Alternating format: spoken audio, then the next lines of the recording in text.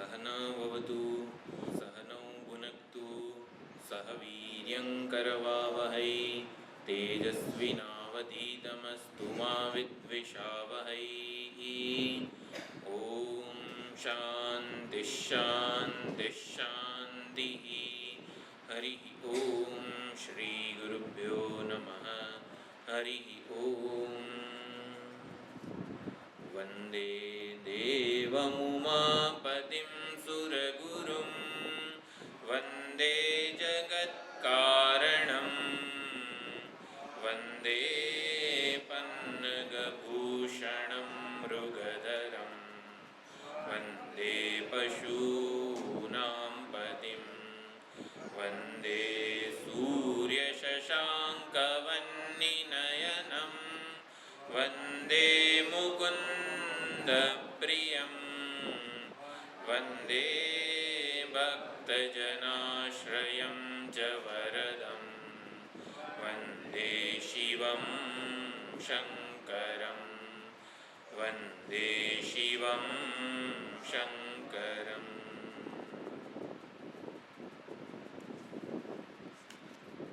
શિવમહિમના સ્તોત્ર એના અર્થને સમજવાનો પ્રયત્ન કરીએ છીએ.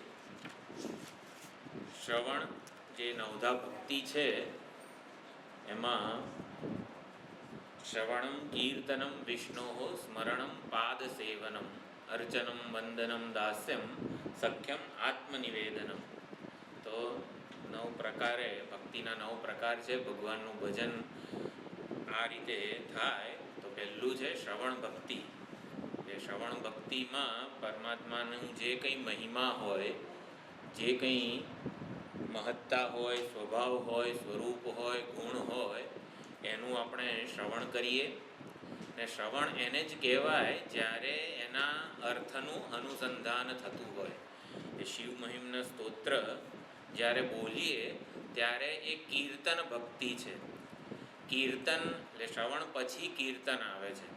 તો કીર્તન ભક્તિ આપણે કરતા હોઈએ તો કીર્તન એટલે શ્રીરામ જય રામ જય જય રામ, શ્રીરામ જય રામ જય જય રામ, એમ એકનું એક નામ વારંવાર બોલીએ એને કીર્તન ભક્તિ નથી કીધી, પરંતુ કીર્તિનું ગાન કરવું એને કીર્તન ભક્તિ કીધી છે. એટલે કીર્તિનું ગાન કરવું, રામચરિતમાનસમાં રામજીની જે કોઈ પણ લીલા હોય, એટલે ભગવાનને પુણ્ય શ્લોક કે પુણ્ય કીર્તિ પણ એક નામ છે ભગવાનનું. એટલે કે ભગવાનની કીર્તિનું ગાન આપણને આપણા જે કંઈ પણ પાપ વગેરે થયા હોય એનાથી મુક્ત કરનારું છે, આપણને નિષ્પાપ બનાવનારું છે, આપણને પુણ્ય પ્રદાન કરનારું છે.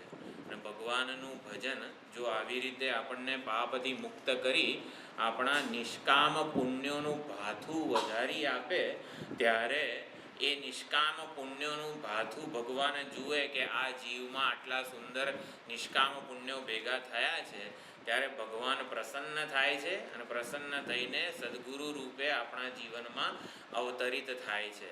સદગુરુ દેવ પરમાત્મા છે એ પરમાત્માનું જ સાક્ષાત સ્વરૂપ છે, જે આપણને સત્સંગના લાભ દ્વારા પરમાત્માના સાચા સ્વરૂપનું જ્ઞાન આપે છે. સદગુરુના મુખેથી જે સત્સંગ પ્રાપ્ત થાય એના દ્વારા ભગવાન ભક્તથી, સાધકથી જુદા રહેતા નથી. આપણે સ્વપ્રયત્નથી ગમે તે જ સાધના કરીએ, નામ જપ કરીએ વગેરે જે કરીએ, સ્વપ્રયત્નથી આપણી કરેલી સાધના ગમે તેટલી મહાન હોય, ગમે તેટલું તપશ્ચર્યા રૂપ સાધના હોય, છતાં પણ એ સાધનામાં ભગવાન ભક્તથી જુદા રહી જાય છે. એટલે ભક્તને પૂર્ણ સંતોષ થતો નથી કે જે પરમાત્માને હું આટલો પામવા માટે પ્રયત્ન કરું છું એ હંમેશા કોઈક ને કોઈક રૂપે દર્શન આપે, દર્શન પણ આપે, સાક્ષાત્કાર પણ થાય, પરંતુ પૂર્ણ સંતોષ થતો નથી. સદગુરુના મુખેથી જ્યારે સત્સંગ લાભ થાય ત્યારે ભગવાન ભક્તથી જુદા રહેતા નથી. ભક્ત પોતાના હૃદયમાં ભગવાનના દર્શન, નિત્ય દર્શન કરે છે. એટલે કે ભક્તથી જુદા રહેતા નથી. તો શ્રવણ ભક્તિ અને કીર્તન ભક્તિ. કીર્તન ભક્તિ એટલે જોયું કીર્તિનું ગાન કરવું એને કીર્તન ભક્તિ કહેવાય.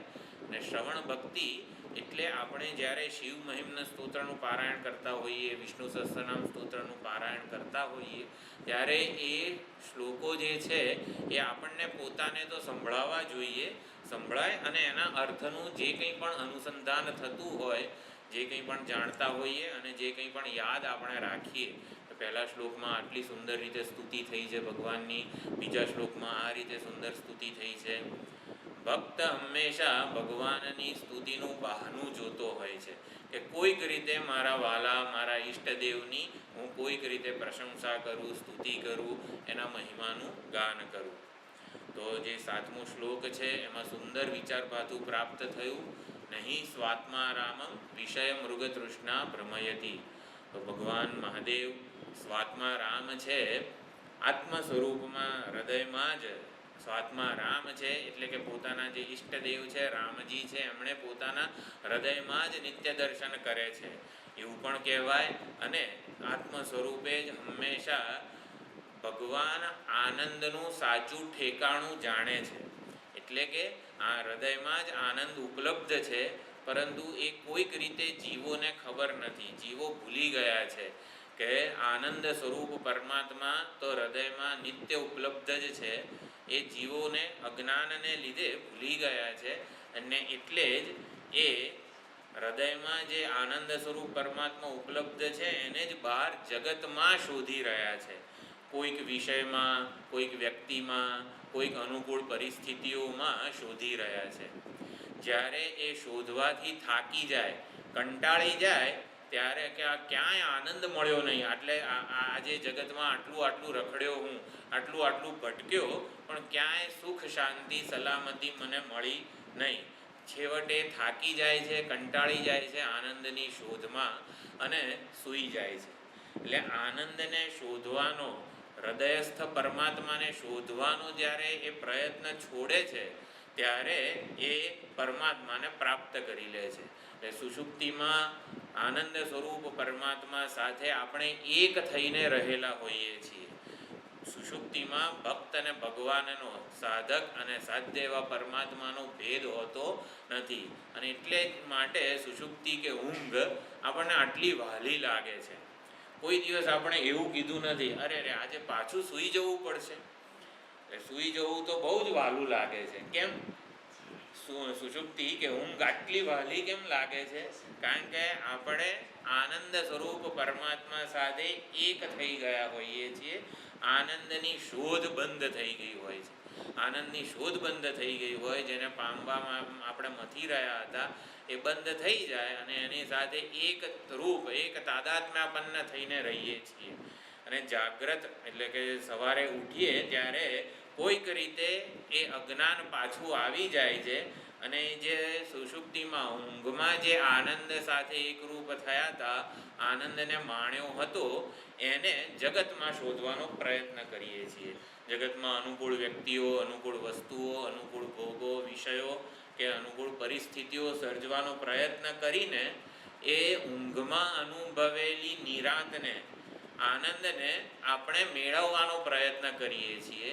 અને છતાં પણ ના, એ સુષુપ્તિ જેવો આનંદ હજી આ નથી, માટે હજી હું મહેનત કરું અને આનંદને મેળવવાનો પ્રયત્ન કરું. સુષુપ્તિમાં જે નિરાંત હતી, પ્રસન્નતા હતી, શાંતિ હતી, નિશ્ચિંતતા હતી, એ હજી છે ને આટલું મેં ભેગું કર્યું છે, હજી મને નથી મળી, માટે હજી કંઈક મહેનત કરું. એટલે એની શોધ ચાલુ રહે છે. પણ આપણે હંમેશા રેફરન્સ પોઈન્ટ, આપણું જે સંદર્ભ બિંદુ છે, એ સુષુપ્તિમાં અનુભવાયેલો આનંદ, શાંતિ, પ્રસન્નતા, નિરાંત, નિશ્ચિંતતા, જેને આપણે ઊંઘમાં અનુભવેલું ને, એ જ આપણા વાલા ભગવાન છે. ભગવાન સાથે એક રૂપ થઈ જઈએ છીએ.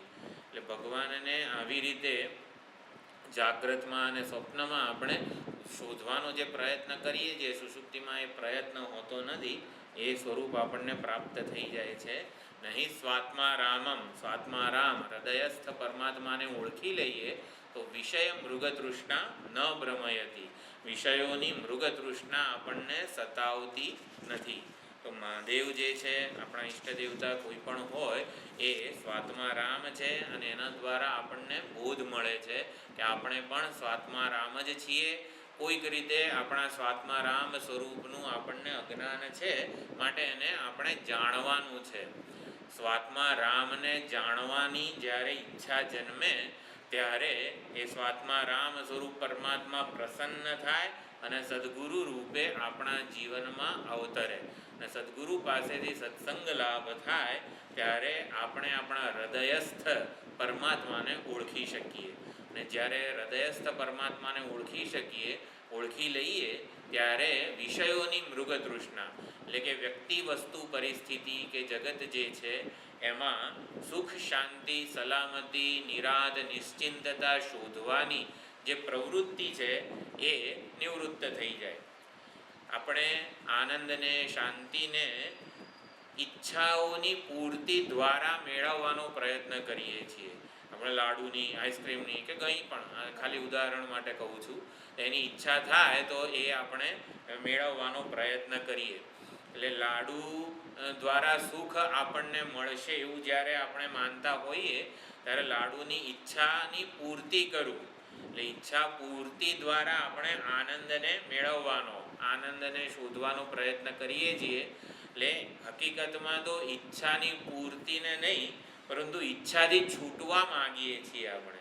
એટલે ઈચ્છાની નિવૃત્તિનો જે આનંદ છે ને એ માણીએ છીએ આપણે. લાડુ ખાવા દ્વારા લાડુની ઈચ્છાની પૂર્તિનો આનંદ માણતા નથી, પરંતુ લાડુની ઈચ્છાની નિવૃત્તિ થઈને ઈચ્છાનો તાપ સહન નથી થતો આપણાથી, અને એટલે જ ઈચ્છાનો તાપ સહન નથી થતો એટલે એનાથી છૂટવા માગીએ છીએ. એટલે અવિવેકી કે અજ્ઞાની કોને કહેવાય?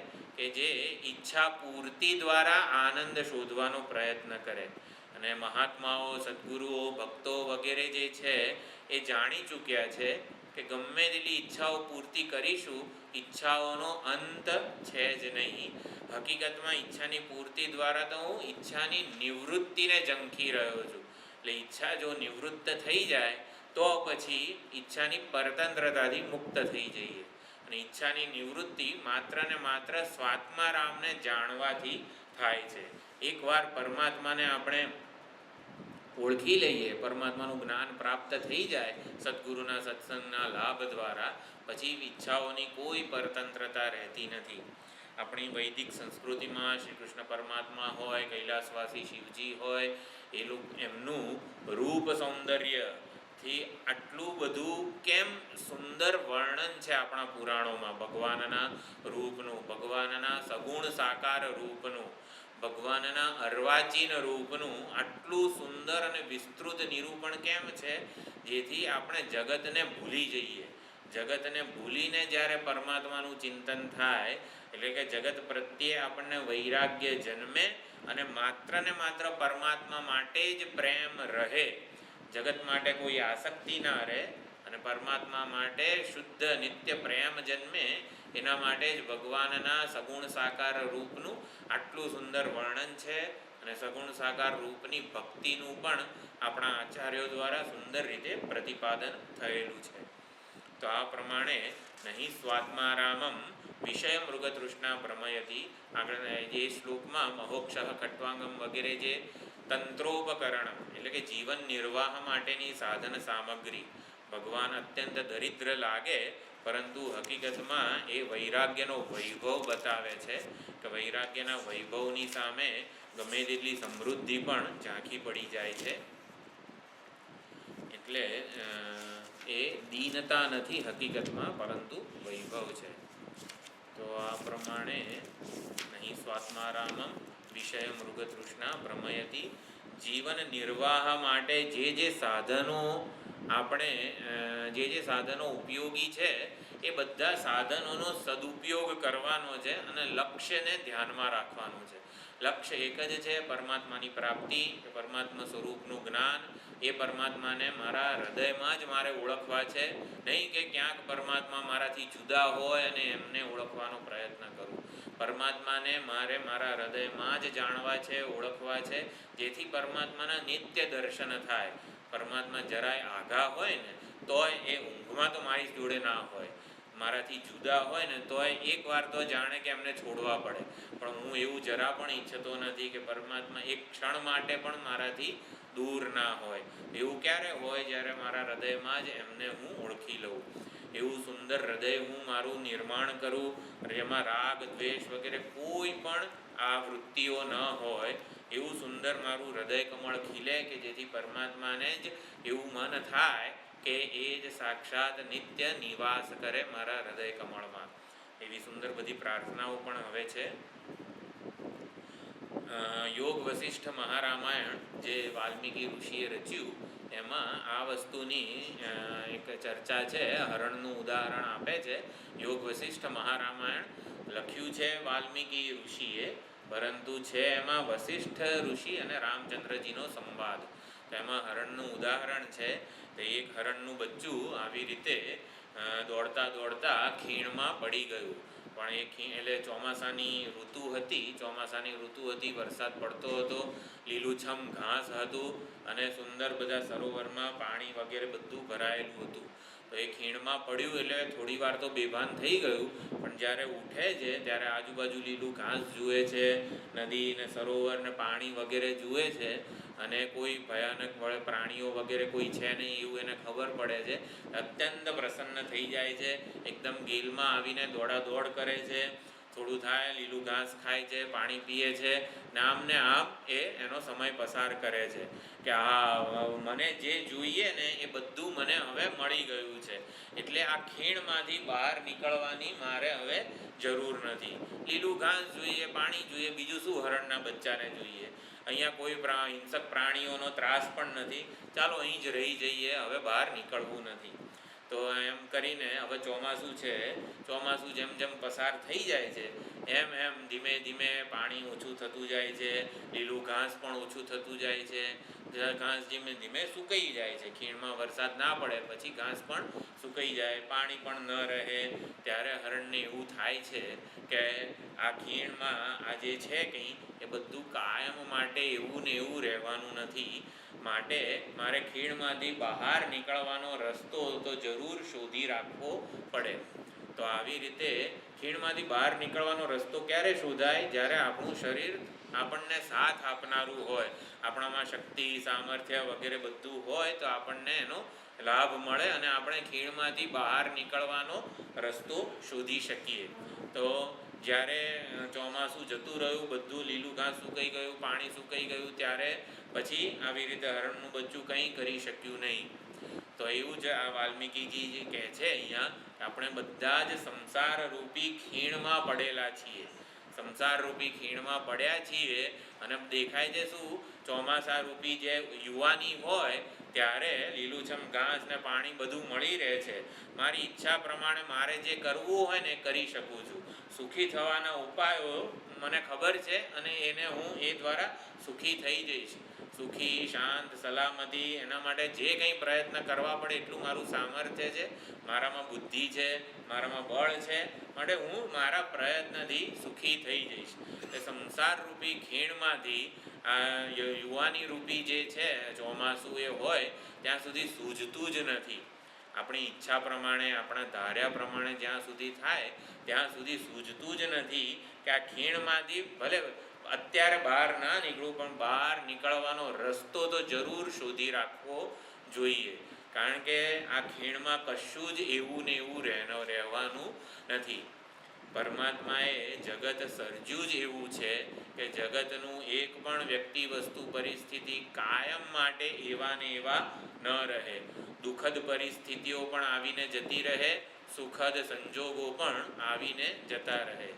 પરમાત્માએ જગતનું સર્જન શેના માટે કર્યું છે? ખાઈ પીને લહેર કરવા માટે પરમાત્માએ જગતમાં આપણને મોકલ્યા જ નથી. જગત એ નિશાળ છે. નિશાળમાં શું કરવાનું હોય? કે નાસ્તો ખાઈને પાછું ના આવવાનું હોય. મમ્મી પપ્પાએ જે નાસ્તો આપ્યો હોય, નાસ્તાનો ડબ્બો, નિશાળે જઈને શું કરવાનું? નાસ્તો કરીને પાછા આવી જવાનું. ના, નાસ્તો કરીને પાછા આવવા માટે નિશાળે નથી મોકલતા આપણને, કંઈક ભણવા મોકલે છે. તો ભગવાને જગતરૂપી નિશાળ બનાવી છે. તો નિશાળમાં કંઈક શીખવાનું છે. શું શીખવાનું છે? આ સંસારમાંથી કોઈક રીતે બહાર નીકળવાનો રસ્તો આપણે શોધવાનો છે. અને એ રસ્તો આવા સદગુરુદેવના સત્સંગથી આપણને પ્રાપ્ત થાય છે. એટલે જેટલા પણ આ મોક્ષ ખટ્વાંગમ એ તંત્રોપકરણ એટલે કે જીવન નિર્વાહની સામગ્રી. અત્યંત સાદગીપૂર્ણ જીવન મહાદેવનું છે. એટલે કે જીવન નિર્વાહ માટે જે કંઈ પણ સાધન સામગ્રી પ્રાપ્ત થાય, લીલું ઘાસ, પાણી વગેરે જે કંઈ પણ પ્રાપ્ત થાય એનાથી જીવન વ્યવહાર કરે, પણ એમાં ને એમાં આપણે આસક્ત ન થઈ જઈએ અને એનો સદુપયોગ કરીને લક્ષ્ય તરફ એટલે કે સંસારરૂપી ખીણમાંથી બહાર નીકળવાનો જે રસ્તો છે એ જરૂર શોધી લેવો જોઈએ. એટલે વૈરાગ્ય આ જગતના વ્યક્તિ વસ્તુ પરિસ્થિતિ પ્રત્યે હોય. વૈરાગ્ય એટલે બધું નથી જોઈતું, બધું ત્યાગી દેવું, એને વૈરાગ્ય કીધું નથી. વૈરાગ્ય બુદ્ધિની પરિપક્વતાનું માપદંડ છે. બુદ્ધિની પરિપક્વતા એટલે બુદ્ધિ સમજે કે આ સંસારનું, આ જગતનું કોઈ વ્યક્તિ વસ્તુ પરિસ્થિતિ કાયમ માટે મને સુખી કે નિરાદ, શાંતિ, પ્રસન્નતા કંઈ અપાવી શકે નહીં. કાયમ માટે કશું સુખી નહીં કરી શકે. માટે એનો ઉપયોગ કરીને મારે નિત્ય સુખ શોધવાનું છે. નિત્ય સુખ આવી રીતે સત્સંગ લાભ દ્વારા પરમાત્માની પ્રાપ્તિ વગેરે લક્ષ્ય આપણને સદ્ગુરુ મહાત્માઓ બધા સમજાવે છે. એટલે સંસારના જે કંઈ પણ પદાર્થો છે, વ્યક્તિઓ છે, સ્વજનો છે, બધાનો આપણે સદુપયોગ કરીને પરમાત્માની પ્રાપ્તિરૂપી લક્ષ્ય માટે પ્રયત્નશીલ બનવાનું છે. એટલે પરમાત્માને હૃદયમાં જ્યારે ઓળખી લઈએ, હૃદયસ્થ પરમાત્માને એકવાર આપણે જાણી લઈએ, તો પછી જગતમાં વિષયોની મૃગતૃષ્ણા આપણને સતાવે નહીં. સુંદર ભજન છે, પ્રભુ પરખ્યા હૃદય જેણે ફરે ભમતો જગેશાને. જેણે હૃદયમાં જ પ્રભુને પરખી લીધા છે એ જગતમાં આનંદ શોધવા માટે શા માટે ભમે? પીધું આ કંઠ અમૃત તે. જેણે આ કંઠ અહીં ગળા સુધી અમૃત પી લીધું છે એ કરે કાંજી વૃથાશાને. કાંજી ભાતનું જે પાણી હોય એ આપણે ફેંકી જ દેતા હોઈએ, એને સાચવવાનો પ્રયત્ન શા માટે કરે? જેને આ કંઠ અમૃત પીધું છે, હૃદયમાં પરમાત્માને ઓળખી લીધા છે, એ આ કાંજી જેવા સંસારના તુચ્છ વિષયો પાછળ શા માટે પ્રયત્ન કરે? મળી વટવૃક્ષની છાયા. જ્યારે વટવૃક્ષની છાયા મળી જાય છે, ઘનઘોર વટવૃક્ષ હોય, તેની સુંદર શીતળ છાયા મળી જાય, નિદાગે તાડ કાં ઢૂંઢે. નિદાગ અત્યંત ધમધમતો તાપ હોય, એમાં તાડનું ઝાડ જે અત્યંત ઊંચું હોય, એમાં કંઈ પડછાયો એનો કંઈ છાંયડો ના મળે. એટલે મળી વટવૃક્ષની છાયા, વટવૃક્ષની છાયારૂપી હૃદયસ્થ પરમાત્મા મળી ગયા હોય, નિદાગે તાડ કાં ઢૂંઢે. ભર બપોરે તાડ શોધવા શા માટે જવું પડે? સંસારમાં આનંદ શા માટે શોધવો પડે? ભર્યા કોઠાર રત્નોના ગૃહે પથ્થરો કાં ફોડે. બધા રત્નોના કોઠાર પડ્યા હોય, એમાં પથ્થરો ફોડી ફોડીને હીરો શોધવાનો પ્રયત્ન ક્યાં કરવાનો? ગૃહે સુરધેનુ કાં દોડે, ગૃહે તક્ર તક્રને માટે. જો સુરધેનુ જ પ્રાપ્ત થઈ હોય, કામધેનુ પ્રાપ્ત થઈ હોય, તો તક્ર એટલે કે છાશ, છાશ લેવા માટે ઘરે ઘર શા માટે દોડવું પડે? થવા ઉજાસ આંગણમાં બપોરે દીપ પ્રજ્વાળે. આવા ભર બપોરે હવે આંગણમાં ઉજાસ થોડું જોઈએ છે અને દીવો પ્રગટાવું, એવી કંઈક વાત છે. હૃદયમાં જ આનંદ સ્વરૂપ પરમાત્મા આપણને બધાને પ્રાપ્ત છે, અને એમાં આપણે આનંદને આવી રીતે તુચ્છ વિષયોમાં શોધવા જઈએ છીએ. શરદ પૂનમ તણી રાત્રે અકર્મી આગીઓ ખોળે. શરદ પૂનમની આટલી સુંદર અજવાળી રાત હોય, એમાં એના સૌંદર્યને ભૂલી અકર્મી એટલે કે જેને બુદ્ધિ જ નથી, એ આજ્ઞાને ખોળે છે, આજ્ઞાના પ્રકાશને પામવાનો પ્રયત્ન કરે છે. આટલો મોટો શરદ પૂનમનો ચાંદની છે, એમાં આજ્ઞાનો પ્રકાશ શોધે છે. તો આમ હૃદયમાં જ આનંદ સ્વરૂપ પરમાત્મા છે ઉપલબ્ધ, અને વિષયો પાછળ એ દોડાદોડ કરે છે. થવા કૃતાકૃતથી પરે બેસી નિહાળે ખલકની રૂર. ન શોધે મોર ચિતારો. મોર જે છે એના પીછા અત્યંત સુંદર હોય છે. મોરે કોઈ દિવસ કોઈ ચિત્રકારની શોધ કરવી પડતી નથી એને સુંદરને આવી રીતે રંગબેરંગી ચિત્ર વિચિત્ર બનાવવા માટે. કદી પીક રંગ તંબુરો. કોયલ કોઈ દિવસ એના સૂરમાં ગાવા માટે તંબુરાની શોધ નથી કરતી. ખુશામત માળીની કદી ન કરે વસંત વનમાળી. તો વસંત રાજ જ્યારે આવે છે ત્યારે આપોઆપ જ બધા છોડ અને બધાના પુષ્પો ખીલી ઉઠે છે. એટલે વસંત માળીને આપણા ગાર્ડનના માળીની જરૂર પડતી નથી. એ પાણી પાય ને ખાતર આપે વગેરેની વસંતને જરૂર પડતી નથી. જેણે વસંત એવા પરમાત્માને જ પોતાના હૃદયમાં ઓળખી લીધા હોય તો વિષય મૃગ તૃષ્ણા ન ભ્રમયતી નિજાનંદે ફરે અવધૂત દઈને મોતને તાળી. બાપજીનું ભજન છે રંગ અવધૂત મહારાજનું સુંદર, જેણે પોતાના હૃદયમાં જ પરમાત્માને ઓળખી લીધા છે સદગુરુના વચનામૃતથી. એ પછી આવી રીતે મોતને તાળી દઈને નિજાનંદે અવધૂત ફરી રહ્યા છે. સુંદર ભજન છે આપણા બધા ભક્તોના મહાત્માઓના, જે આ ભજન દ્વારા આપણને સુંદર બોધ આપી જાય છે. તો સુંદર નહીં સ્વાત્મા રામમ, સ્વાત્મા રામ હૃદયમાં પરમાત્માના દર્શન કરવા એટલે જે કંઈ પણ છે એનાથી પૂર્ણ સંતોષ હોવો. આપણે જે કાલ્પનિક વાતની વાત કરી હતી કે ભગવાન પહેલાં વડોદાની એટલે ભોળાનાથ હતા, જે માગે બધાને આપી દેતા હતા. પછી ભગવાને માણસની સમસ્યા સમજી લીધી કે આને ગમે તેટલું આપું તોય એ રડવાનો જ છે. કેમ? કારણ કે એ પોતાને જાણતો નથી, પોતાને શું જોઈએ છે એ જાણતો નથી. જેમ કે બાળક રડ કરતું હોય, હવે એને ખબર નથી પડતી મારે હજી ઊંઘવું છે કે ભૂખ લાગી છે, ખબર નથી પડતી એટલે રડ કરે છે. તો એવું કેમ? એવું એનાથી બચવા માટે જ અહીંયા કહે છે સ્વાત્મા રામમ. તો સ્વાત્મા રામ એવા પરમાત્માનો બોધ આપણને પ્રાપ્ત થાય સદગુરુના મુખેથી, તો પછી આપણને આપણા પોતાના તરફની જે સાચી દ્રષ્ટિ છે એ પ્રાપ્ત થાય. અને જગત પ્રત્યેની સાચી દ્રષ્ટિ છે, જગત પ્રત્યેની સાચી દ્રષ્ટિ એટલે જગતને આપણે નિશાળ તરીકે જોઈએ. નિશાળે કંઈક ભણવા માટે, કંઈક શીખવા માટે, કંઈક બોધ પ્રાપ્ત કરવા માટે જવાનું હોય છે. નિશાળે શાંતિથી સુખેથી લીલા લહેર કરવા માટે જવાનું હોતું નથી. આમ જે છે એનાથી પૂર્ણ સંતોષ એટલે કે પોતાનાથી પૂર્ણ સંતોષ.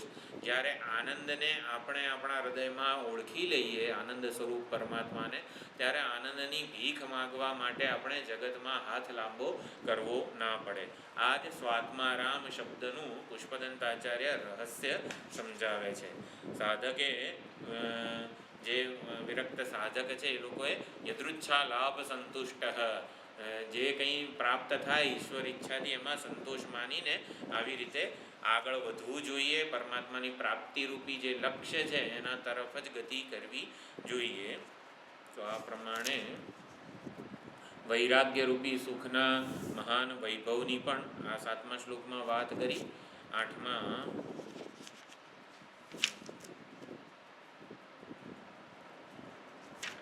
તો 8મો શ્લોક એકવાર બોલી લઈએ. 8મો કે 9મો શ્લોક?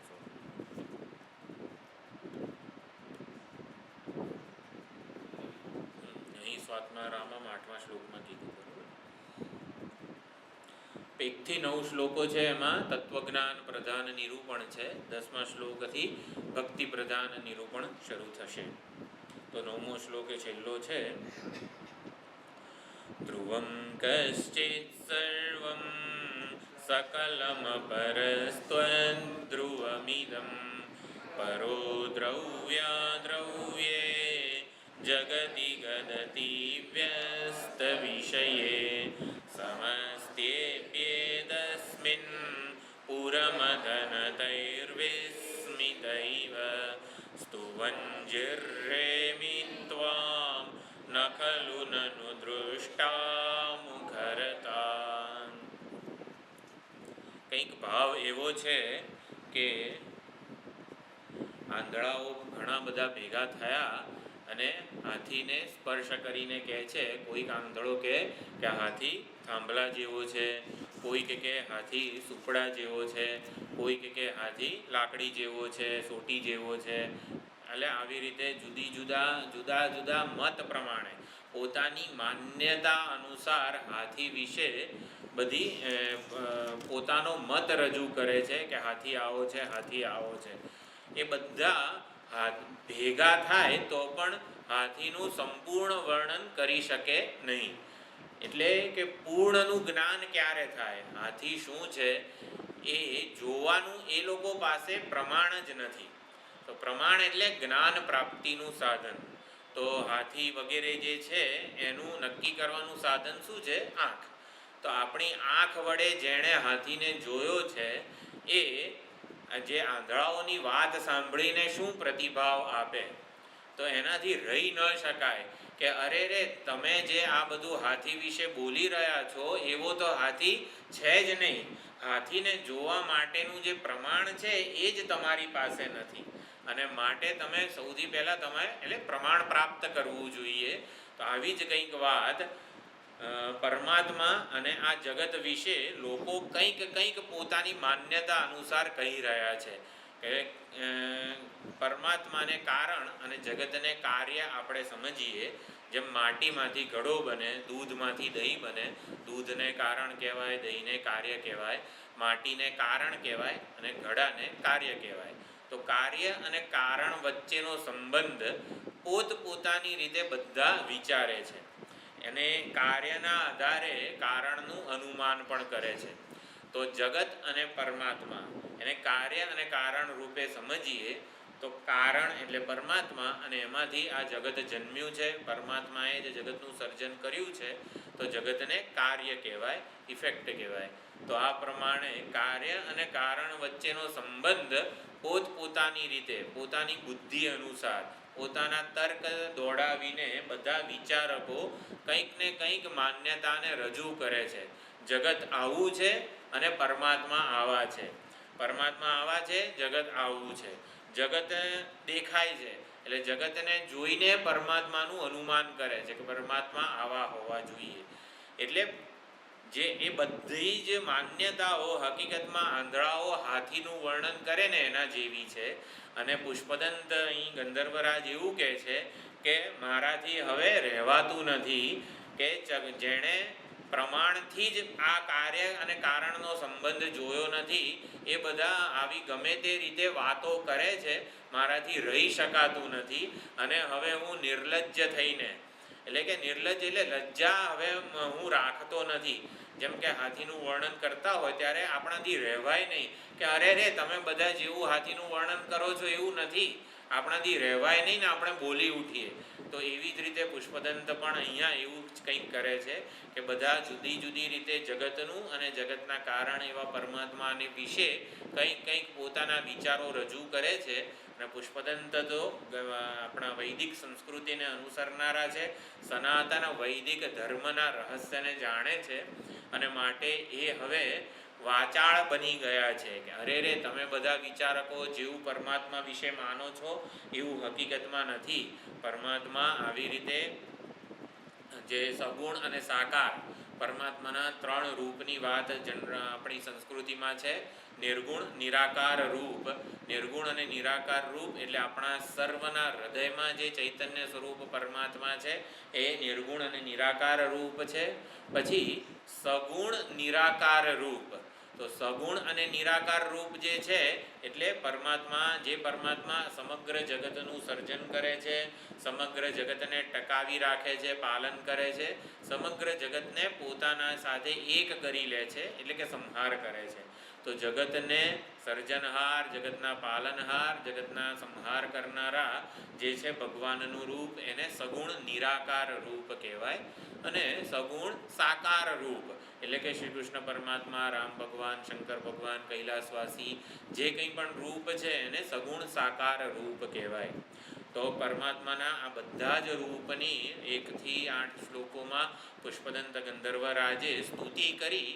તો એકવાર પોતાના વહાલા, પોતાના ઈષ્ટદેવની સ્તુતિ કરતાં કરતાં અત્યંત ભાવાવેશમાં આવી જઈને પુષ્પદંત આમ ભાવાવેશમાં આવી જાય ને પછી એ ગમે તેમ વાક્યો બોલે ત્યારે પછી કોઈ લજ્જા રહેતી નથી. લજ્જા એટલે શરમ સંકોચ રહેતો નથી.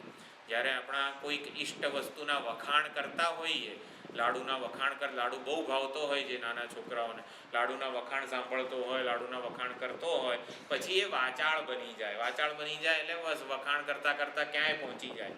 તો એવી જ રીતે એટલું વહાલું આપણને આપણા ઈષ્ટદેવનું નામ સ્મરણ, કીર્તન, શ્રવણ વગેરે લાગે તો એ ઈષ્ટદેવના એટલે કે મહાદેવના આવી રીતે સગુણ સાકાર વગેરે જે રૂપોનું 1 થી 8 શ્લોકોમાં પ્રતિપાદન થયું, સુંદર સ્તુતિ થઈ, તો એ સ્તુતિના ભાવાવેશમાં પુષ્પદંત ગંધર્વરાજ આવી ગયા છે અને લોક ઉપહાસની પરવા કર્યા વિના બધી જ રીતે સારી ખોટી સાચી નરસે બધી જ સ્તુતિ કરવા લાગ્યા છે કે જુઓ જુઓ પરમાત્મા, હે મહાદેવ, તમને આ વિચારકો આવું કહે છે, તમને પેલા વિચારકો આવું કહે છે. બસ આવ્યો કંઈક આ શ્લોકનો સંદર્ભ છે. પુરમથન સંબોધન છે. હે પુરમથન, પુર એટલે નગર. તો જે ત્રિપુરાસુરનો જે ઉદ્ધાર કર્યો, 3 નગર હતા. ત્રિપુરાસુર જે અસુર છે એના 3 નગર હતા. 3 એના સંતાનના તારકાક્ષ, કમલાક્ષ, વિદ્યુન્માળી, અને એને આવી રીતે 3 નગરનું એક સીધી લીટીમાં વેધન કરીને મહાદેવે આખું જે રથઃ ક્ષોણીયંતા શ્લોકમાં પણ આ મહાદેવની આ લીલાનું સુંદર વર્ણન આવવાનું છે. એટલે પુરમથન એટલે કે આ જે આપણા સ્થૂળ શરીર, સૂક્ષ્મ શરીર અને કારણ શરીર, એ ત્રણેયનું ઓમકાર રૂપી, પ્રણવ રૂપી ધનુષ વડે તત્વમસી જે મહાવાક્ય છે વેદાંત સિદ્ધાંતનું, એના દ્વારા એનું વેધન કરેલું છે. આધ્યાત્મિક અર્થઘટન કંઈક આવું છે. વિસ્તૃત વ્યાખ્યા આપણે રથાક્ષોણી જે 19મો શ્લોક છે એમાં જોઈશું. એટલે પુરમથન, હે ત્રિપુરહર, હે ત્રિપુરાસુરનો ઉદ્ધાર કરનારા, ત્રિપુરાસુરનું દહન કરનારા ભગવાન. કશ્ચિત કેટલાક લોકો, ઇદમ સર્વમ જગત ધ્રુવમ ગદતિ. ગદ ધાતુ છે. ગદ ધાતુ એટલે બોલવું, કહેવું. ગદ વાચી એટલે કે વાણીના અર્થમાં છે. તો કેટલાક આ જગતને ધ્રુવ, ધ્રુવ એટલે નિશ્ચિત, સત્ય કહે છે. આ જગત સત્ય છે. તો જગત સત્ય છે એટલે શું? સુખ શાંતિ સલામતીનું સાધન છે. જગતને સત્ય માનવું એટલે જગતમાં સુખ શાંતિ સલામતી માટે પ્રયત્ન કરવો. આપણી લાગણીની જે જરૂરિયાતો છે એને પૂરી કરવા માટે જગતમાં પ્રયાસ કરવો. હકીકતમાં લાગણીની જરૂરિયાતોને આપણે પરમાત્મા પાસેથી જ પૂરી કરવી જોઈએ. લાગણીની જરૂરિયાતો એટલે મને કોઈક પ્રેમ કરે, હું કોઈકને પ્રેમ કરું, મારી લાગણીપૂર્વક હું કોઈકને સાથે જોડાવું, મારી લાગણીને સમજનારું કોઈક હોય, મને આત્મસ્વીકાર જન્મે. લાગણીની જેટલી પણ જરૂરિયાતો છે એને લગભગ જગતમાંથી સંતોષવાનો પ્રયત્ન કરતા હોઈએ છીએ, પરંતુ લાગણીની બધી જરૂરિયાતોને આપણે પરમાત્મામાંથી અથવા તો પરમાત્માના જે વિભૂતિરૂપ સંતો મહાત્માઓ વગેરે છે એમની પાસેથી આપણે પૂરી કરવાનો પ્રયત્ન કરીએ. એમને જગત નહીં પરંતુ પરમાત્માને પ્રેમ કરીએ, પરમાત્મામાં જ આપણો આત્મસ્વીકાર વગેરે જોઈએ. એટલે લાગણીની જરૂરિયાતો પૂરી થાય એના માટે પરમાત્માએ જગત બનાવ્યું જ નથી. જગત તો જીવન નિર્વાહ, કોઈક રીતે આપણે આવી બુદ્ધિની પરિપક્વતા પ્રાપ્ત કરીએ એના માટે બનાવેલું છે. તો જગતને સત્ય માનવું એટલે જગતમાં સુખ શાંતિ સલામતી કે લાગણીની જરૂરિયાતોને સંતોષવાનો પ્રયત્ન કરવો.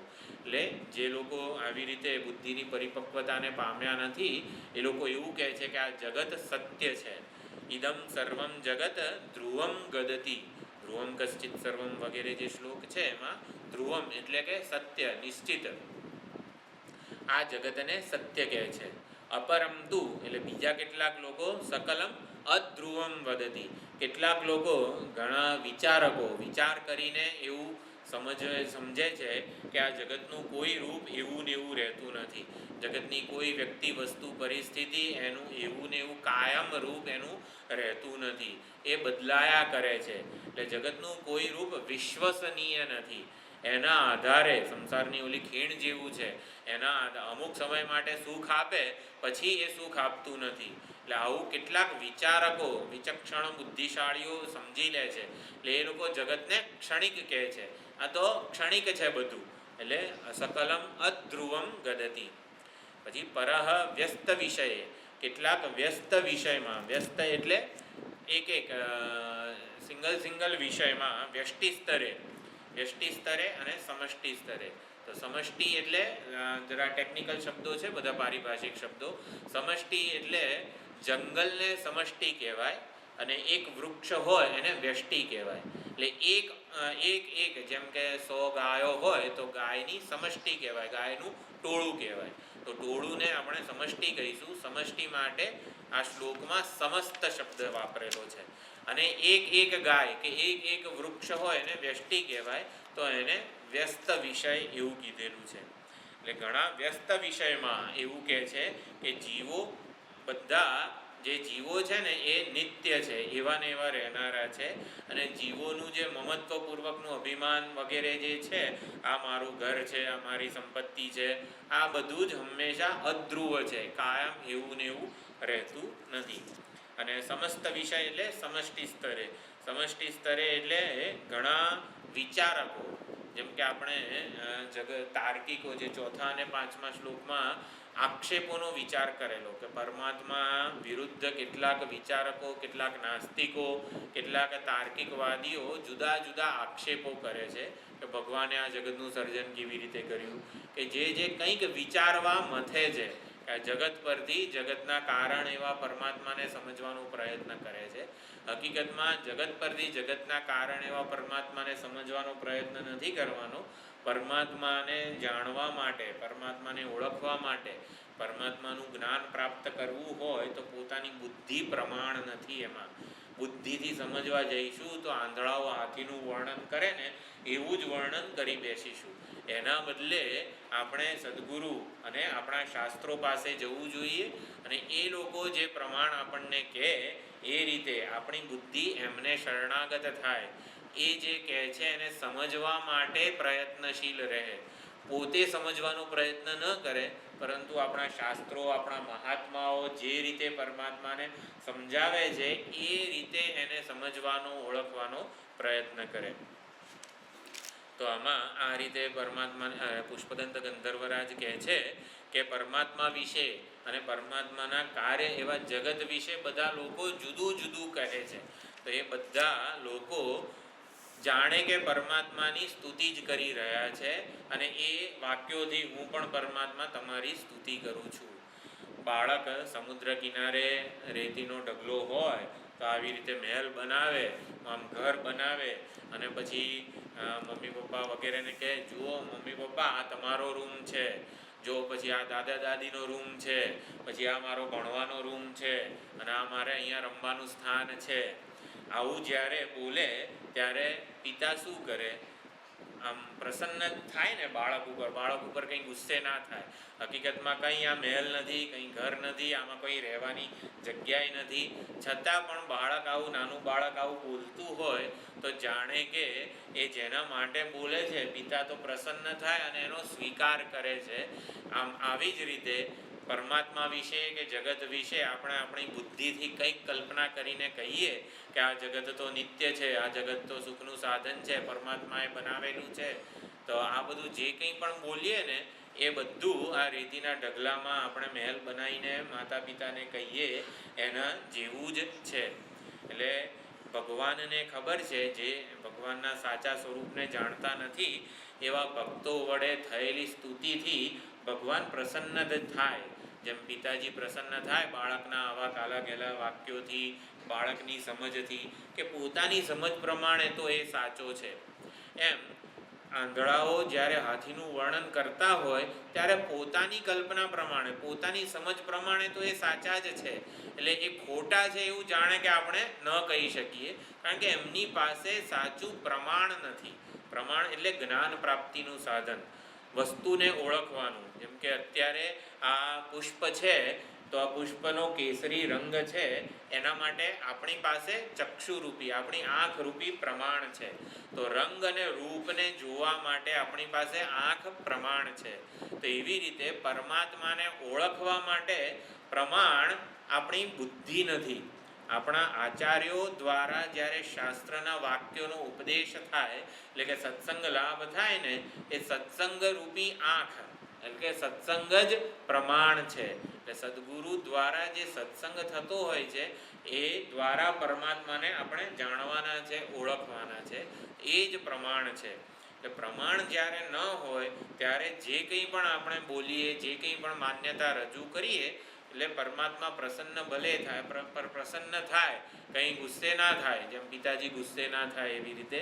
તો સ્તુતિ કરતાનો ભાવ પરમાત્મા જાણે છે અને એ નિર્લજ્જ થઈને, વાચાળ થઈને, શરમ સંકોચ વગર પરમાત્મા વિશે જે કંઈ પણ માનતા હોય એ કહે છે. પણ પરમાત્મા આવી રીતે ગમે તે મતથી આપણે પરમાત્માને સમજવાનો, જાણવાનો પ્રયત્ન કરીએ, પછી એ પ્રસન્ન થાય ત્યારે પરમાત્મા આવી રીતે સદગુરુ રૂપે આપણા જીવનમાં આવે અને સાચું વિચાર ભાથું આપે. એટલે સદગુરુ પાસેથી આપણને પ્રમાણની પ્રાપ્તિ થાય છે. પ્રમાણ દ્વારા આપણે પરમાત્માનું જ્ઞાન પ્રાપ્ત થાય છે. એટલે સદગુરુની પ્રાપ્તિ થઈ હોય તો આપણે સદગુરુના સત્સંગ દ્વારા પ્રમાણને પ્રાપ્ત કરવાનો, પ્રમાણને ઓળખવાનો પ્રયત્ન ચોક્કસ કરી શકીએ છીએ. અને જે હાથીનું દર્શન કરવાવાળા આંધળાઓ હતા એ હાથીના એક અંશનું વર્ણન કરતા હતા. એટલે આપણી બુદ્ધિથી આપણે પરમાત્માને જાણવાનો, સમજવાનો જે કોઈ પણ પ્રયત્ન કરીશું એ અંશને ગ્રહણ કરી શકીશું. એ પૂર્ણનું, અંશીનું, એટલે કે અંશ જેના છે એ પૂર્ણ પરમાત્માને સમજવા માટે, ઓળખવા માટે પૂરતું નથી. અંશનું ગમે તેટલું વર્ણન કરીએ, અંશની ગમે તેટલી સ્તુતિ કરીએ, પરંતુ એ પૂર્ણની સ્તુતિ ન થઈ શકે. એટલે પૂર્ણતાનું જ્ઞાન નહીં થાય. પૂર્ણતાના જ્ઞાન માટે, પરમાત્માના પૂર્ણ સ્વરૂપના જ્ઞાન માટે સદગુરુના મુખેથી આપણે શાસ્ત્ર વચનોનું જ શ્રવણ કરવું પડે.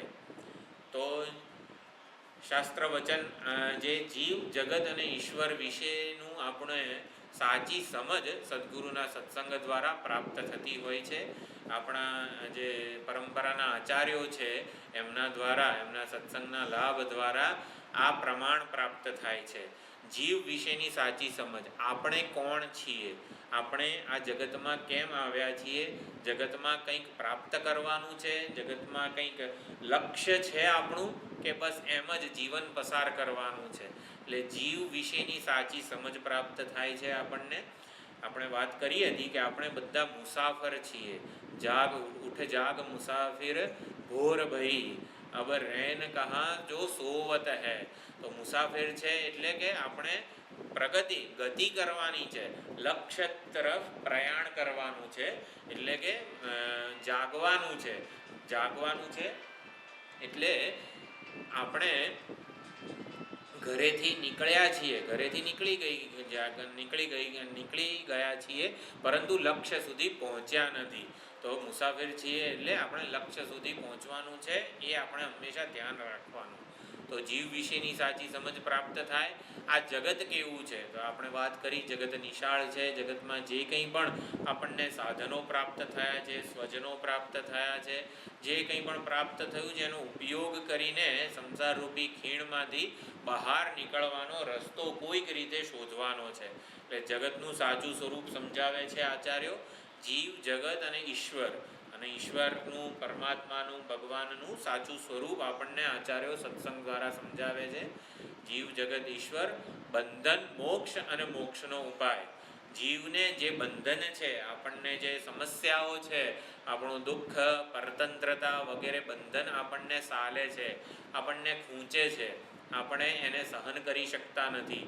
તો બંધનનું કારણ, બંધન કેમ છે આપણા જીવનમાં, પછી બંધનમાંથી મુક્તિ એટલે કે મોક્ષ, મોક્ષ એટલે પરમાત્માની પ્રાપ્તિ કહો, પરમાત્માનું જ્ઞાન કહો, એ કેવી રીતે પ્રાપ્ત થાય એનું પણ નિરૂપણ કરે.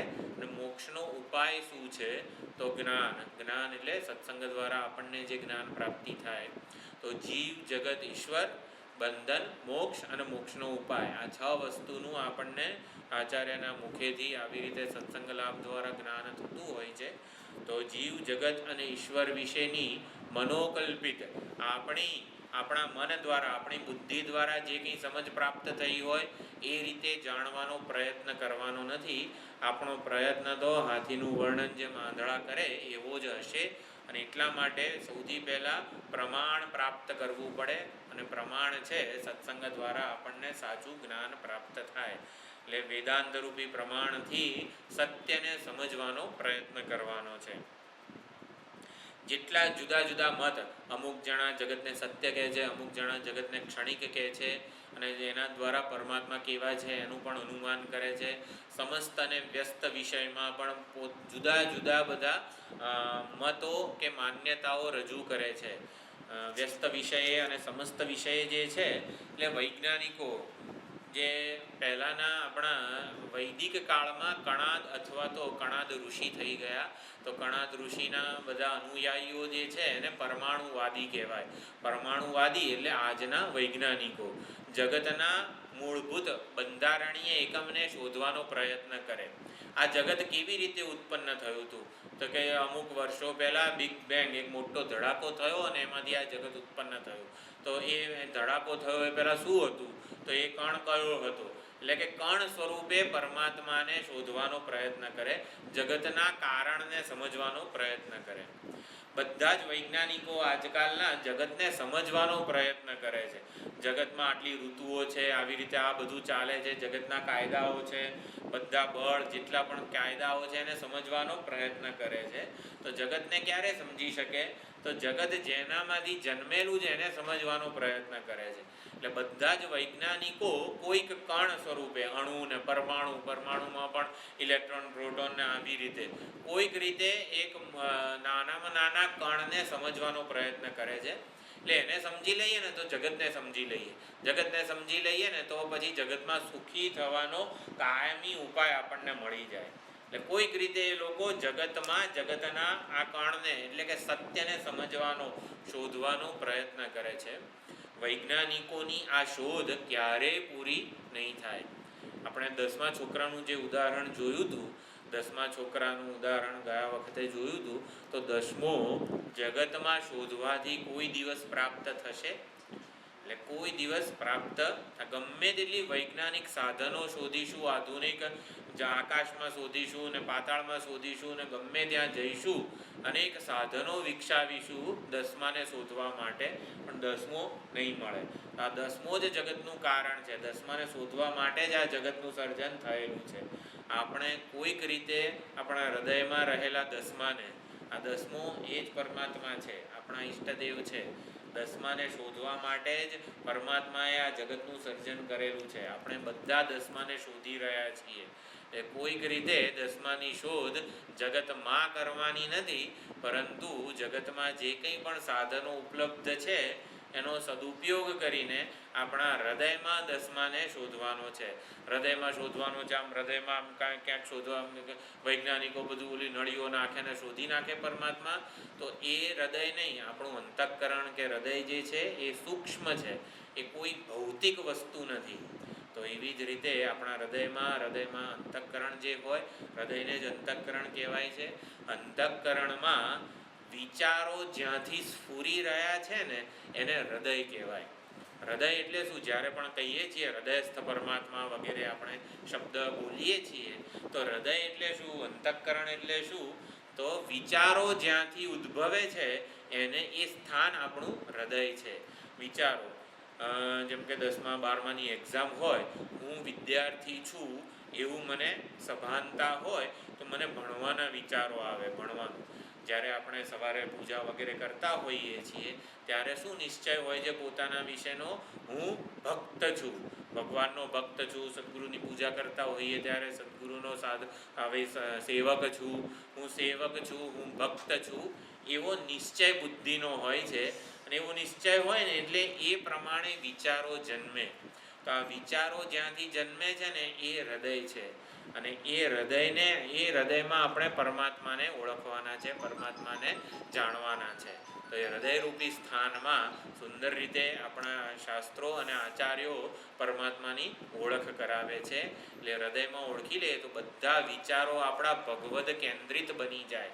બીજું બધું કશું જ મહત્વનું ન રહે, બીજું કશું જ વિચારો પણ ન જન્મે.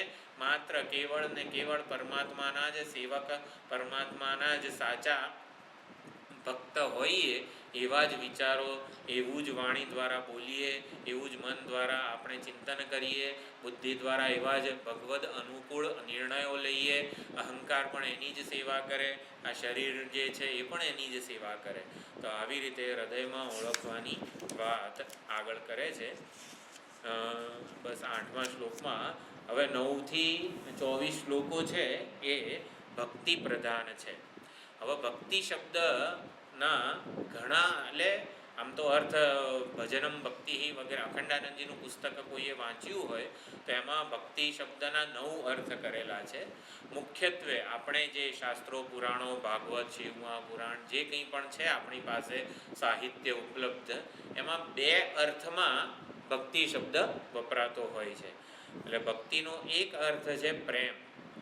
જ્યારે પ્રેમ અને આસક્તિ, તો જગતના વિષયોની, વ્યક્તિઓની આપણને આસક્તિ હોય તો જે સંબંધમાં કંઈક અપેક્ષા છે, કંઈક આગ્રહ છે, એને આસક્તિ કહેવાય. અને પ્રેમ એટલે નિસ્વાર્થ, કે જ્યાં કંઈક મારે આપવું છે, પ્રદાન કરવા દ્વારા ધન્યતા અનુભવવી છે. તો ભગવાન સાથેનો જે સંબંધ છે ભક્તનો, એ પ્રેમપૂર્ણ સંબંધ છે. પ્રેમમાં ભક્તે પોતાની પાસે જે કંઈ પણ છે સર્વસ્વનું સમર્પણ કરવાનું છે. તો પ્રેમનું માપદંડ સમર્પણ છે. ભગવાન માટે મને કેટલો પ્રેમ છે એવું કહેવાય તો ભગવાનને હું જેટલું સમર્પિત કરું છું, જેટલું મેં નિવેદન કરેલું છે, એટલો મને ભગવાન માટે પ્રેમ કહેવાય. આપણે બલિદાન શબ્દ છે, બલિદાન શબ્દ કેમ છે? બલિએ પોતાનું મસ્તક અર્પણ કર્યું. મસ્તક એટલે કે અહંકાર અર્પણ કર્યો. અહંકાર એટલે પોતાની જે વસ્તુઓ હતી, ત્રિલોકીનું રાજ્ય અર્પણ કર્યું. અને પછી ભગવાન કહે છે, વામન ભગવાન, હવે ત્રીજું હું પગલું ક્યાં મૂકું? તો કે ભગવાન હજી જેટલું આપ્યું ને એના કરતાં વધારે મહાન વસ્તુ રહી ગઈ છે. આ જેટલું આપ્યું એને મારી કહેનારો જે અહંકાર છે ને, એ આ જેટલું આપ્યું ને એના કરતાં વધારે મહાન છે. એ મહાન વસ્તુ હું તમને આપું છું. આપનું ત્રીજું ચરણ જે છે એ મારા મસ્તક ઉપર પધરાવો. પદમ તૃતીયમ કુરુ શીર્ષણી મે નિજમ. એટલે બલિદાન જે છે, બલિદાન એટલે સર્વસ્વનું સમર્પણ. તો શ્રવણમ કીર્તનમ વિષ્ણુ હોય એમાં આત્મનિવેદન જે કીધેલું છે. તો બલિએ આત્મનિવેદન કર્યું. બલિએ આત્મનિવેદન કર્યું એટલે સર્વસ્વનું સમર્પણ કરેલું છે. તો સર્વસ્વનું સમર્પણ એને પ્રેમ કહેવાય, ભક્તિ કહેવાય. તો ભગવદ પ્રેમ હોવો એટલે જે કોઈ પણ પ્રેમ હંમેશા આપણને અત્યંત પૂજનીય, આદરણીય, પ્રાતસ્મરણીય મહાત્માઓને આપણે એવી રીતે સંબોધતા હોઈએ છીએ. પ્રાતસ્મરણીય, પરમ વંદનીય એવા તત્વો પ્રત્યે આપણને પ્રેમ હોય છે. કે જ્યાં પૂજ્ય ભાવ હોય, આદર ભાવ હોય, ત્યાં એ પ્રેમ હોય છે, જન્મતો હોય છે. હું પ્રેમ કરું છું ભગવાનને, એટલે પ્રેમ કોઈ કરવાની વસ્તુ નથી.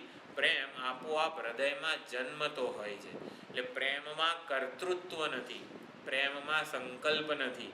મેં તારા માટે આટલું બધું કર્યું ભગવાન, કર્યું એટલે પછી પતી ગયું. એમાં પ્રેમ નહોતો, એમાં અપેક્ષાઓ જ હતી.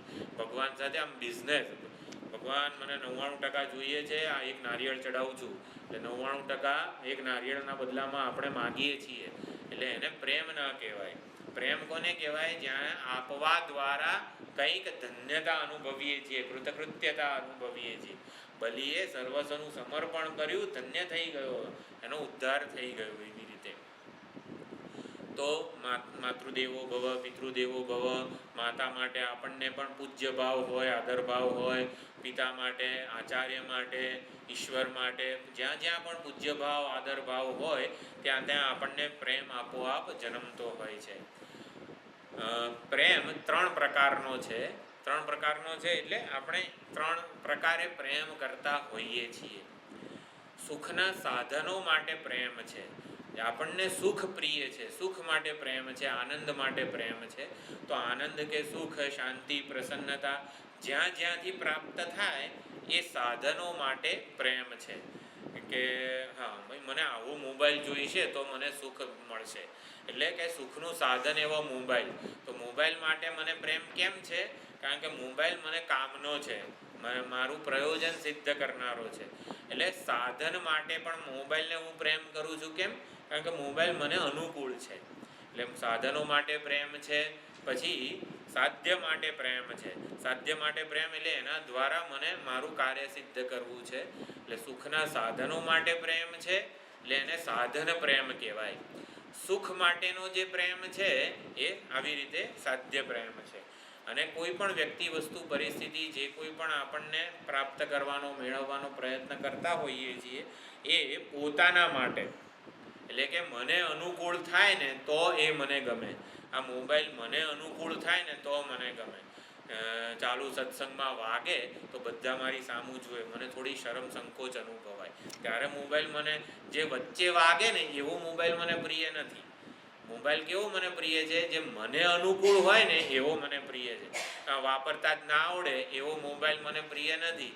મને વાપરતા આવડે, મને જ્યારે જે ભજન સાંભળવું હોય એ પ્લે કરે, મારું કયું કરે, મારા ધાર્યા પ્રમાણે જો આ મોબાઈલ ચાલતો હોય તો મને પ્રિય છે. એટલે હકીકતમાં મોબાઈલ માટેનો પ્રેમ તો શરતી પ્રેમ છે. મને અનુકૂળ હોય ને તો જ મને પ્રિય છે. મને આવી રીતે સમયસર બધું સમય બતાવે તો મને અનુકૂળ છે. એટલે હકીકતમાં મોબાઈલ એટલે કે કોઈ પણ જગત માટે, જગતની વસ્તુઓ માટે મને શરતી પ્રેમ છે. પરંતુ બિનશરતી પ્રેમ, મને મારી પોતાની જાત તો બિનશરતી પ્રિય છે. એટલે પોતાની જાત માટેનો જે પ્રેમ છે, પોતાની જાત માટે એટલે કે આત્મા માટેનો પ્રેમ, આપણા હૃદય માટેનો એટલે કે મારા માટેનો પ્રેમ તો બિનશરતી છે. મને બિનશરતી પ્રિય છું, જ્યારે જગતની વ્યક્તિ, વસ્તુ, પરિસ્થિતિ મને શરતી પ્રિય છે. તો આ પ્રમાણે પ્રેમ આ 3 પ્રકારનો છે. તો ભગવાન માટેનો પ્રેમ આપણે કઈ રીતે સમજીએ? સાધન રૂપે સમજીએ, સાધ્ય રૂપે સમજીએ કે આત્મ રૂપે સમજીએ? ભગવાનને હું બહુ પ્રેમ કરું છું. કેમ? કારણ કે ભગવાને છે ને બધું મારું સાચવ્યું છે. મારી પરીક્ષામાં મને જેટલા ટકા જોઈતા હતા ને એટલા બધા આપી દીધા છે.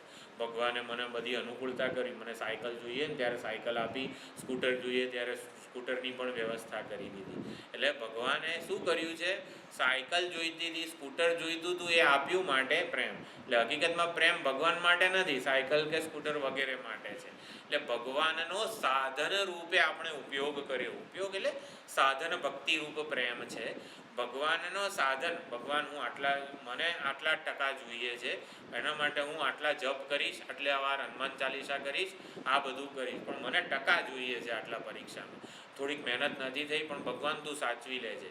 ભલે પ્રાર્થના કરીએ આપણે, અર્થાર્થી, આર્થ, ભક્ત ગમે તે હોય, ભગવાનનો સાધન તરીકે ઉપયોગ કરે છે ને, બીજું કંઈ જગત પાસે આલંબન કે માગતો નથી.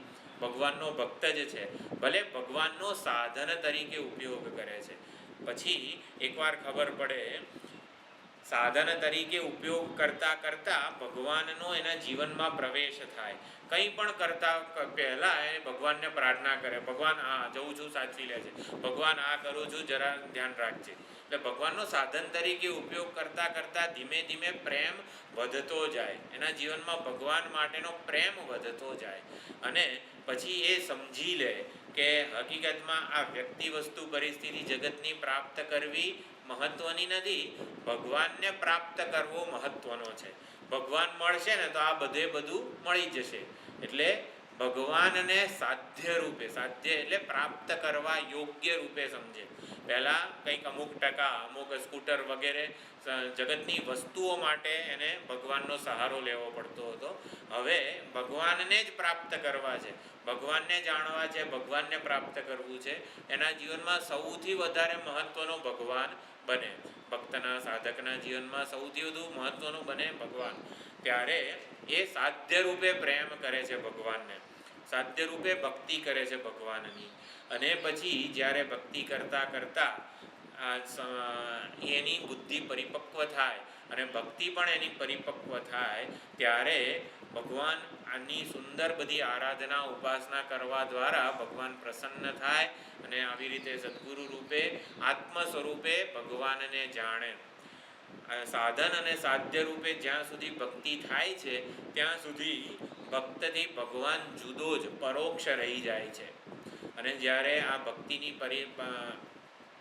પરિપક્વતા પ્રાપ્ત થાય જીવનમાં, ત્યારે ભગવાન પ્રસન્ન થાય છે અને જ્ઞાનની, સત્સંગ વગેરેની અનુકૂળતા કરી આપે છે કે જેથી ભગવાન ભક્તથી જુદા રહેતા નથી.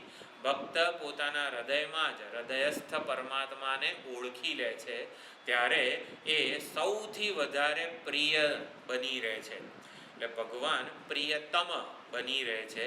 પરમ પ્રેમાસ્પદ બની રહે છે. જ્યારે હૃદયમાં પરમાત્માને ઓળખી લઈએ એટલે કે પરમાત્મા માટેનો પ્રેમ એટલો બધો ઉત્કૃષ્ટ થઈ જાય, એટલો બધો તીવ્ર થઈ જાય કે આપણે પરમાત્માને એક ક્ષણ પણ વિરહ કે વિયોગ સહન ન થાય, કે પરમાત્માના હું નિત્ય દર્શન મારા હૃદયમાં કરવા માગું છું. એટલે હૃદયમાં જ્યારે પરમાત્માને ઓળખી લઈએ એ પ્રેમની, ભક્તિની પરાકાષ્ઠા છે. એટલે એક પ્રેમ અર્થ છે ભક્તિનો, અને બીજો અર્થ તત્પરતા.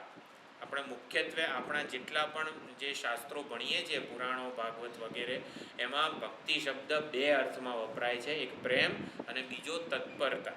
તત્પરતા એટલે કે જે કંઈ પણ સાધન આપણે કરીએ છીએ, નામ જપ કરીએ, આ વિષ્ણુ સહસ્ત્રનામ, શિવ મહિમ્ન, જે કંઈ સ્તોત્ર પારાયણ કરીએ, ધૂન કરીએ, એકાદશીના દિવસે જે કંઈ પણ આપણે ગીતા પારાયણ વગેરે કરતા હોઈએ, જે કંઈ પણ ગુરુમંત્ર વગેરેનું અનુષ્ઠાન કરતા હોઈએ, તો જે કંઈ પણ સાધન કરતા હોઈએ એ સાધનમાં તત્પરતા, એ સાધનમાં ઉલ્લાસ, ખંતપૂર્વક, આદરપૂર્વક એ સાધનનું જ્યારે અનુષ્ઠાન થાય, સાધનનું ગ્રહણ થાય, કે આનાથી મને ચોક્કસ મારું કલ્યાણ થશે, આનાથી મને સત્ય સ્વરૂપ પરમાત્માની ઓળખ થશે, તો એ સાધન જે છે, જે કંઈ પણ સાધન કરીએ છીએ એમાં તત્પરતા, એમાં વિકલ્પ પછી શોધવાનો પ્રયત્ન ન થાય.